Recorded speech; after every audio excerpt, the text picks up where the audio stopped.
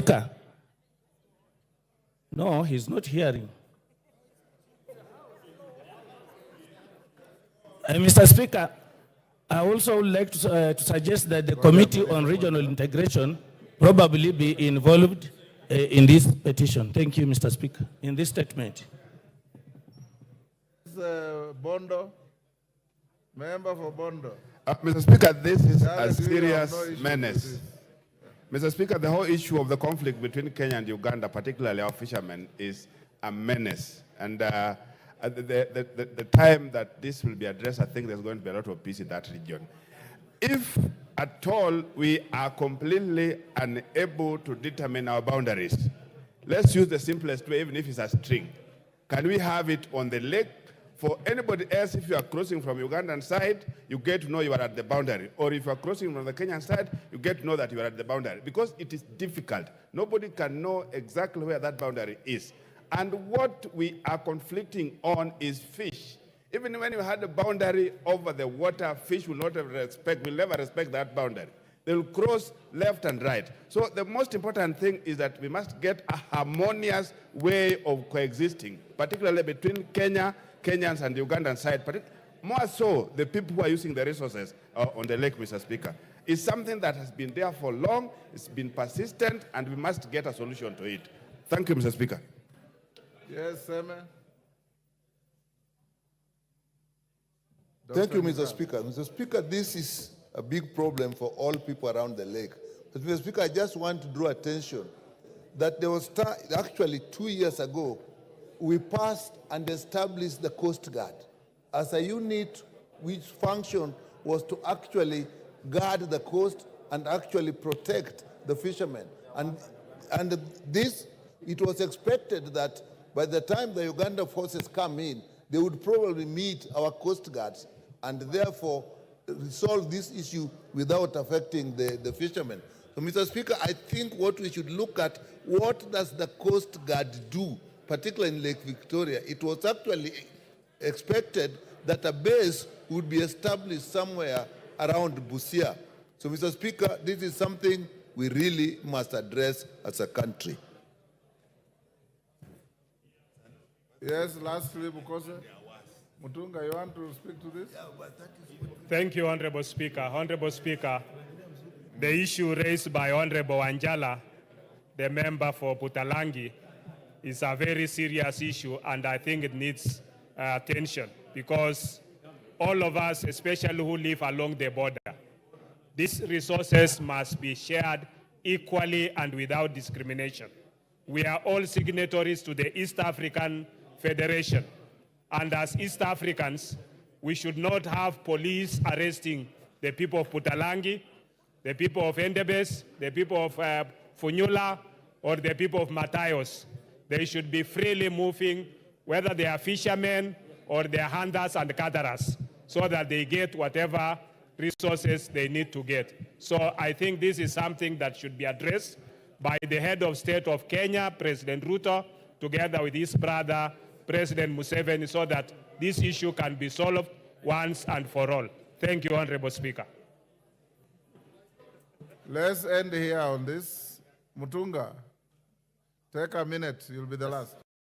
Thank you, Honorable Speaker. Honorable Speaker, the issue of skirmishes in Lake Victoria, especially aggression by the Ugandan people, and especially by the Ugandan government officials, is quite disturbing. Honorable Speaker, we wonder why we do not hear of such instances by the Kenyan security forces. The last time we had issues with Migingo Highland, and there was so much of aggression from Ugandan government. Honorable Speaker, this matter seems to be fizzling out. Whenever it comes up, we just discuss it here, and it doesn't take effect. We're asking the relevant institutions to take it up and deal with it to the conclusion, because, Honorable Speaker, we should not forget that the Second World War was caused by a single assassination in Europe. So Ugandans are going too far to cause a lot of aggression to the Kenyans. As we are resilient and we believe in neighborliness, we believe in friendship, when they had problems with Idi Amin and Bin Dada, they were living here and we never killed them. We never disturbed them. The waters actually come from Kenya. So, Honorable Speaker, we don't understand why they should always be disturbing our people when they are even fishing on our side of the border. Honorable Speaker, this matter needs to be dealt with conclusively. I thank you, Honorable Speaker. Defense, Intelligence and Foreign Relations, Kandie, can you bring a response in 2 weeks? We will do that, Honorable Speaker. Okay. Tongoyo, response to a statement by Wilberforce Oundo. Are you ready? Yes, I am. Go ahead. Honorable Speaker, the statement by Honorable Owindo, MP for Funyala, had said to Funyula, had asked, had requested to be informed the criteria of distribution of government vehicles to the National Government Administration officers, and also like specifically the question, the criteria for and the status of distribution, the step that the government has taken to ensure that all national government vehicles, administrative officers, particularly those in Funyula constituency, are facilitated with the vehicles, and when the ministry is supplying vehicles to the national government administration officers, especially in Sumia sub-county. I state as follows, Honorable Speaker. The ministry has a shortfall of 1,718 units of motor vehicles, way above what is allocated from the leasing program and budgetary allocation for the National Treasury for the purchase of motor vehicle. The ministry has embraced the leasing program as the best way to address the mobility challenges faced in the service delivery. In the year 2021, the ministry retained 200 units of Ford Ranger model motor vehicles,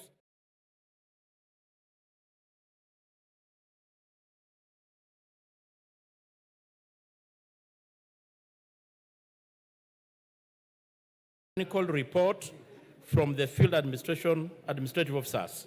The units were distributed to all the departments and field administration unit as follows. Deputy County Commissioners, 68 units. County Commissioners, pool for use by ACC in the county, 102. Departments in the ministry, 30, a total of 200.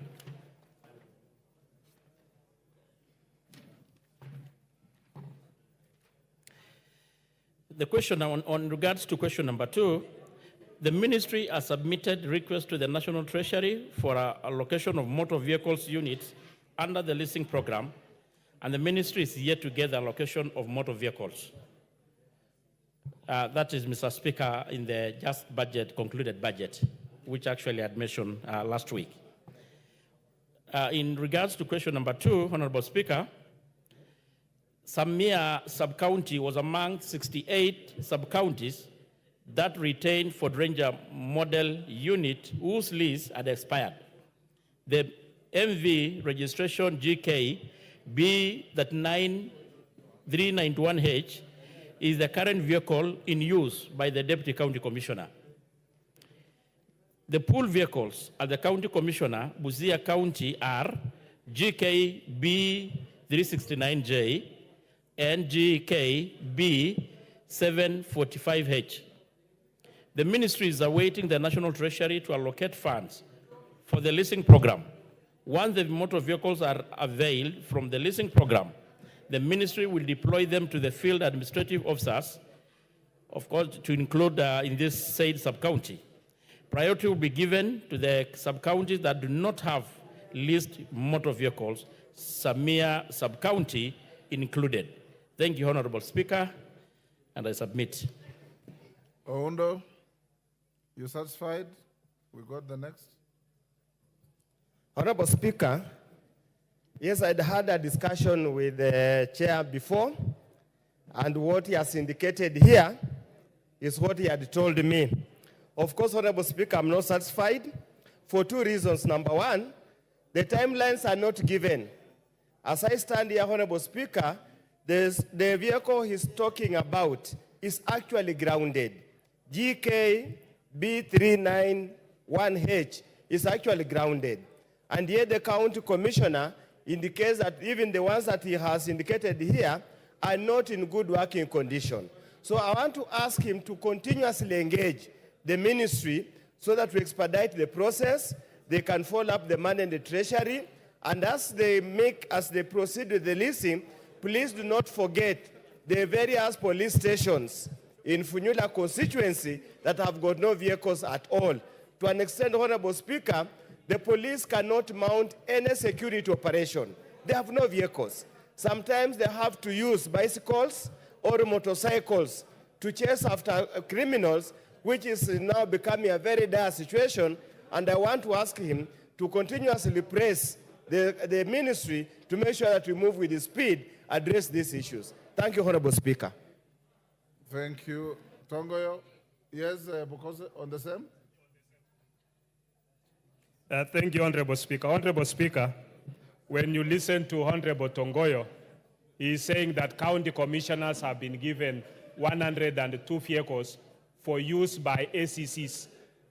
And I don't know how that distribution is done because many of the ACCs, including ACCs in Endebess, in Jepchoina, and other places, they have no vehicle to use. And I don't think they are able to even access those bull vehicles. Secondly, you have out of the vehicles that are bought, 68 are given to the DCCs. Then 30 are given for departmental heads. This means those vehicles are remaining in Nairobi within the departments, and yet we are starving those who are far away who could be able to utilize those vehicles. I think Honorable Tongoyo will need to go back to discuss further and give us even a breakdown on how the 102 vehicles to the county commissioners have been distributed. And if possible, get those 30 that have been given to departmental heads to be distributed to the various counties so that ACCs, DCCs can be facilitated to be able to perform their duties.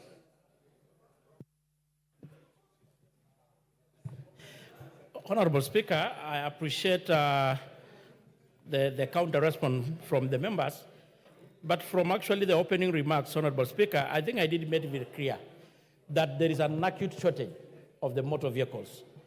And it is not just actually in the sub-counties, the sub-county of the member, the concerned member, but to the majority of actually administrative units in the country. But the question, Honorable Speaker, lays in this House. It is a matter of resources, and the issue of resources is done by this House. So I will challenge, call upon all members, if we want to address the acute shortage of the motor vehicles among administrative units and officers, we allocate sufficient resources to the ministry so that they can able to lease more. Go to the next. Is Joseph Namwar in the House? Okay, go ahead and respond to his statement. Thank you so much, Honorable Speaker. The statement regarding the incident involving the Kenya Wildlife Service personnel in Marsabit County by the Honorable Member Turkana Central. Honorable Speaker, the Member of Parliament for Turkana Central, Honorable Joseph Namur, had requested a statement regarding an incident involving Kenya Wildlife Service personnel in Marsabit County. The Honorable Member particularly requested to be informed detailed account of the incidents, including circumstances that led to the extensive force by the KWS, the specific action that has been initiated to ensure thorough investigation and to ensure that the ministry has put in place to ensure that the family of one Mr. Esinyeni is compensated and the step being taken to de-escalate tension between the KWS and the local communities, including collaboration with the Ministry of Tourism, Wildlife to prevent such tragic instances. Honorable Speaker, I want to state as follows. On 12th June 2024, at around 18:30, KWS officers based at Sibiloi Game Reserve were conducting a patrol along the shores of the Lake Turkana when they encountered an ambush and contact with armed illegal fishermen, whereby 2 KWS officers were fatally injured as follows. One, number 6099, Samuel Longalon, the assistant game warden, shot on the right part of the chest. Number 8249 CPL Michael Oreng, shot on the right part of the chest. The incident was reported to the North Hor Police Station. The bodies were later removed for the scene after processing by the OCS North Hor for KWS camp. Within the same game reserve, before being airlifted the following day to Nairobi for preservation and postmortem, on the 13th, Honorable Speaker, the KWS officers mounted operation along the shores of the lake in pursuance of the criminal and flushing out illegal fishing camps within the protected area. 3 days later, it was reported at Kalalok Police Station, Turkana Central Sub-County in Turkana County that Mr. Daniel Esinyen, a Turkana fisherman, was shot in the waters of Lake Turkana, allegedly by the KWS officers in retaliation. The investigation into the fatal killing of the two KWS officers has been opened, and the case is still pending under investigation by the DCIO North Hor. 2 persons were arrested but found not connected with the case and were charged for offense of illegal entry into a protected area. They pleaded guilty as charged and were sentenced to 3 years each by Marsabit Law Court. Investigation into the alleged murder of one Mr. Daniel Esinyen is also pending under investigation of DCIO North Hor. Honorable Speaker, the case is still pending under investigation.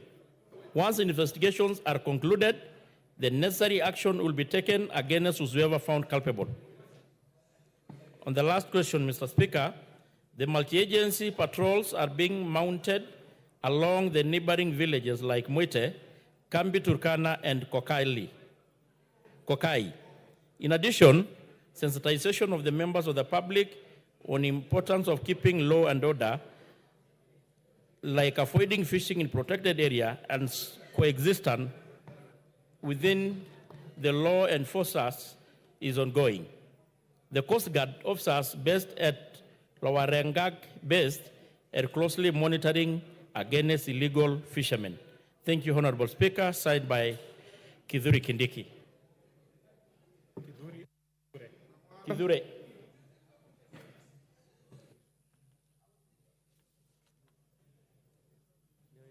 Honorable Joseph, you satisfied? We got the next issue.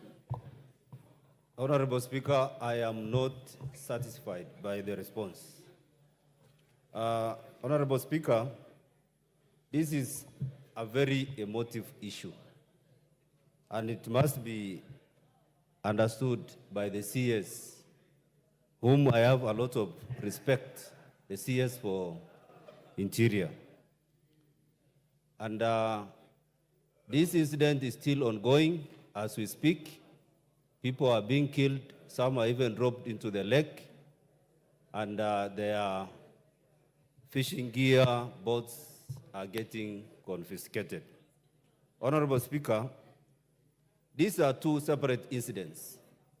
When the 2 officers were killed, they were killed by poachers. Because in Sibiloi, there is fish and there are also the wild animals. So the poachers are the ones who killed the 2 KWS officers. And we give our condolences. Number 2, Honorable Speaker, the report of helicopter registration number 5Y KWM is not being reported. And this is the helicopter that was used to kill Daniel Esekon inside the water. Honorable Speaker, as much as I agree that there is still a lot of investigation that needs to be done, there is need for a recommendation to have a manner in which the fishermen, the wild animals, can coexist with the community. Because, Honorable Speaker, there are 2 communities or tribes there. There is the Dasanach, the Merile sub-tribe of the Dasanach, and the Turkana. They coexist. But in their coexistence with the KWS, there is no demarcation to understand the extent at which the park, the lake in the lake extends to. That needs to be understood. The same happens even in the central highland, Honorable Honorable Speaker. Namwar, you are now making a speech. You are to seek clarification. Yes, Your Excellency, this is a very emotive issue that requires a lot of further investigation. It is not very light as it's being put Yes, Baba. by the CS Interior. And we are continuing to lose boats, we are continuing to lose the fishing gear, we are continuing to lose engines. In fact, some have even been burnt into ashes, and people are killed and thrown into the water. This is inside Kenya. It is not the case of Uganda versus Kenya. This is Kenyans against Kenyans. And Honorable Speaker, we need further clarification on the same. That is why I'm saying the response given is not enough. Tongoyo, Thank you. your response is alleged not to be enough. The issue of the helicopter, Honorable Speaker, the gunshot helicopter, I think is an allegation. It's not something that the member can really prove. But having said this, Honorable Speaker, I understand the magnitude and the seriousness of the issue. Maybe taking into account that now we have the CSS, maybe if the member needs more clarification, maybe I don't know, maybe your guidance, we can have it as a question time so that he can able to address it more further.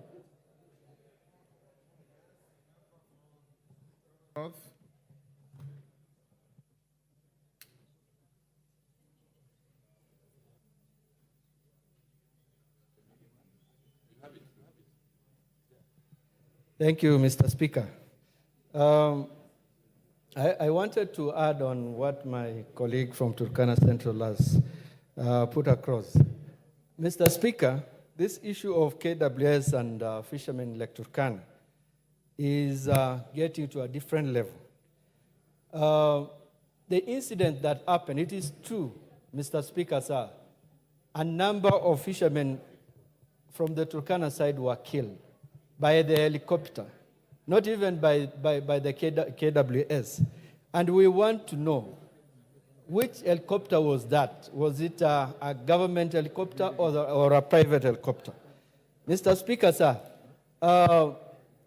up to 2 weeks ago, we've still been getting dead bodies on the shores of Lake Turkana in Nachukui. A number of them were picked up by the community along Lake Turkana shores. So, Mr. Speaker, sir, the response that has been given is not satisfactory to us because this issue as the community in Turkana at some point might have to, I mean, if it is not put, if not handled well, they might have to, even fight the KWS because it is even said, Mr. Speaker, the people who killed officers and which we sympathize with the family, those who are Dasanaj from Ethiopia, not the Turkanas, but when KWS was responding, it responded to fishermen who are not even around the highland. So there's a problem, and we need to sit with the DG, the Director General of KWS, so that this thing is sorted out. Because the killing is continuing. Our people are not even fishing, and that is their mainstay. So what is supposed to happen, Mr. Speaker? Thank you. Honorable Tongoyo, I suggest or direct that you have a meeting with the two members of parliament and indeed members from Turkana County so that you can further discuss this. Next order. Yes, Naisula. Hold on. Mr. Speaker, on 24th of last month, I did request a statement regarding challenges facing the new higher education funding model, and you did direct the chairperson of the Committee of Education to respond in 2 weeks, Mr. Speaker, and 2 weeks ended last week. And this is a very important statement. As we know, many students will be reporting to higher education institutions next month, and